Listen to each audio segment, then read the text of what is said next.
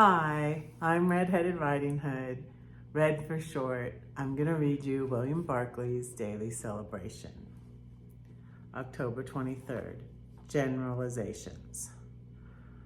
Roy Larson once wrote an article he entitled, Memo to a Parson from a Wistful Young Man. In it, he says he had tried all kinds of churches and has found none that he can like or find profitable. When I go to church, he said, what do I hear from the pulpit? A semi-religious version of what Kenneth Galbraith calls the conventional wisdom. From the choir loft, incredible Victorian anthems, the kind that Grandma used to love. From the pew, the attitude you discover at alumni reunions, where there's not a single dry eye, but no one believes a word of it. And from the button-eared ushers, the kind of mechanical handshake which makes me suspect that they would greet Jesus at the second coming by saying, "It was nice of you to come." The average church, he says, stands for everything he despises: false,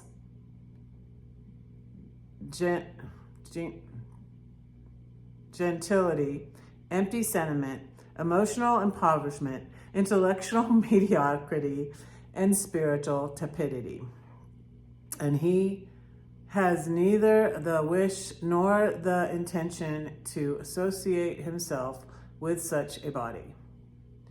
It would not be difficult to argue with this verdict, but the answer to Mr. Larson's statements is not the point. The point is this: it is quite impossible to say anything that is true of the whole church any more than it is possible to say anything that is true of all football teams or all hospitals or all concerts. This is true. Generalizations are hardly ever true universally. To argue from one particular instance to a verdict on a whole institution is grossly unfair. It is no more fair to say that churches are packed because one is full than to say that churches are deserted because one is 2/3 empty. There are very few statements made about the church today which would stand up to a cross-examination in a court of law. It is time that we all, ministers, laymen, journalists, authors, supporters, and critics of the church, stopped making large and general statements about the church, often out of ignorance rather than out of knowledge. What we can do is take the New Testament picture of the church and compare our own congregation to it, and then we shall be compelled not to criticism, but to search our consciences. That's good and kind of appropriate. I've been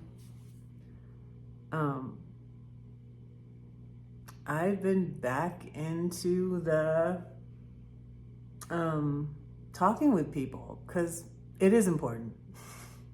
It is important.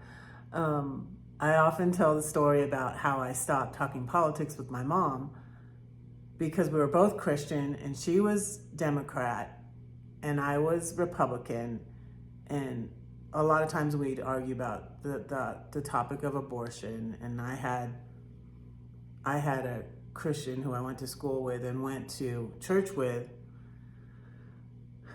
that said, you can't be a Christian and be for abortion. And my mom very much took offense at that because she was. She said she was a Democrat and she was a Christian, and yeah. And so her argument was that we can't allow the government to control that. Like I cannot be for it personally. And I heard Harris say the exact same thing, and it brought tears to my eyes because it reminded me of my mom, and I feel like my mom was right.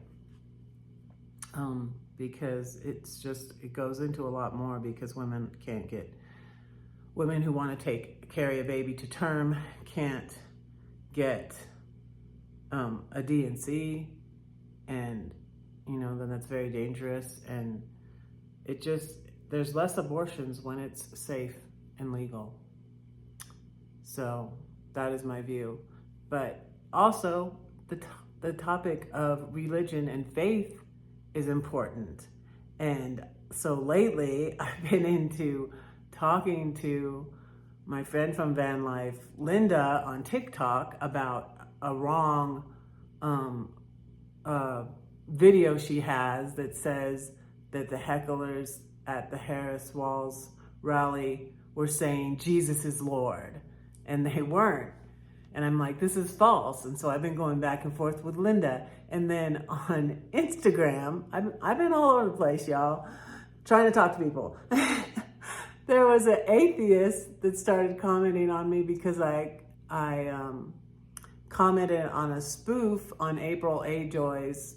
April A. Joy is, I will share another link about her, but she wrote a book called Star Spangled Jesus, and I just heard about her on Fundy Fridays. So, and I'm gonna get her book. But, and it made me realize, it made me realize, she did, and also Pam Hemphill, who was a January 6er, who says it was a cult, and listening to the book I'm listening to on the Trump of cult, has made me realize that I was in the cult. I was in the cult. It was just when Trump came on the scene, that's what woke me up and got me out. I was like, no. And that is when I was a Republican for 20 years, y'all.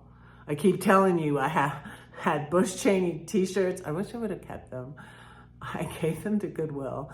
And I thought my ex probably would have taken it. He might have bought them because he would go to Goodwill all the time. And he found my silverware at Goodwill. Funny story. But, and I had the picture behind Dole, and we were on the cover of the newspaper. And yeah, I was a Republican for 20 years.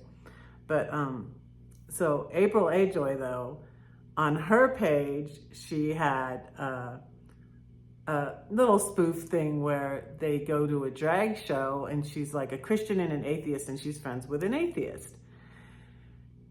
And she said, I can't be seen. Everybody already knows that you're going to hell. And it's a joke, right? And so they're in a discussion under this little video about her saying that word, saying, oh, you're going to hell. And so an atheist there, and he's very angry, and he's very, very boisterous, and he doesn't, and so I'm getting into it with this atheist on April A. Joy's Instagram. But I will also, I told both of them. I told Linda, who I was talking to on TikTok, and this man, Michael, I think it was Michael, on Instagram, that I'm praying for them. And thank you for talking to yourself about him. He's really, really rude. And then he says, oh, you're angrier than me. And I'm just like, how can you make that judgment? But anyways, so I am going to pray for them. And I'm like, let me find the video. Let me find the correct video, because the video that Linda and I were arguing about was that they were saying, Jesus is Lord. And they weren't saying that. And then Kamala Harris says, oh, you all are at the wrong rally. And that's not what they were saying. They were saying lies. And so I found the clip, the whole thing, and posted that on my YouTube and tagged Linda. But anyways, you guys, I feel like I feel much happier in what I'm doing now, although I have a little anxiety because I'm not making any money. But I have a little anxiety about that, but I feel much better that I'm doing this, and having more time to do YouTube and having more time to do my writing, but I still need to do more writing, but than lifeguarding at the pool. I feel like this is my purpose. This is what I'm supposed to be doing. And pray for me to get writing. I need to manage my time better and get writing. But there's only 2 weeks to the election. And if you don't know who I'm for, you should know by now. But Harris Walls 2024. And Jesus. And I don't believe in eternal conscious torment. And the atheist really is, I guess this doesn't know what to do with me. But still, it's stupid to believe in God. And I'm like, that's my choice. Like, leave me alone, dude. I'll believe in God if I want to believe in God. All right. Well, I've gone on 11 minutes. Oh, my goodness. All right. Don't say that no one cares for you, because I do and God does too. Don't forget to pray for Red, because Red is praying for you. Bye.